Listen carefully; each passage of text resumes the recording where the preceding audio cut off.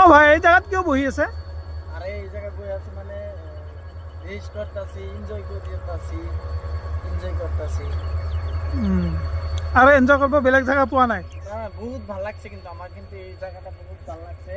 দর্শক ভাই, এটা কিন্তু এই জায়গাটা হচ্ছে ডেকারগাঁও রেল স্টেশন।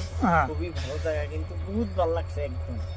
কিন্তু আমাৰ যি জুবিন দা হিয়াৰ আমঠুৰ মৰি গ'ল, এতিয়া আপুনি তাৰ বিষয়ে কি ক'ব কওকচোন অলপ। আমার জুবিনদার বিষয়ে কিবা কব খুঁজিলে আমার মানে চকুর পানি মানে একেবারে ওলাই যায়। সেইকাৰণে মানে আমি সিহঁতৰ চেপ্টাৰটো বাদ দিছোঁ। জুবিনদাৰ বিষয়ে ক'বই নালাগে, আমাৰ মানে অন্তৰখন ফাটি যায়, চকুৰ পৰা পানী ওলাই যায়। সেইকাৰণে মানে আমি বহুত আমাৰ অতি শীঘ্ৰে ন্যায় লাগে, ন্যায়টো আমি এৰি নিদিওঁ। এৰি নিদিওঁ আমি। লাগিলে সিহঁতক আমাৰ মতে সিহঁতক ডাইৰেক্ট ৰাইজৰ হাতত তুলি দিওঁ আছোঁ আমি। চাম কানু আৰু সিদ্ধাৰ্থ শৰ্মা দুটাকে দুটাকে। দিবা লাগে।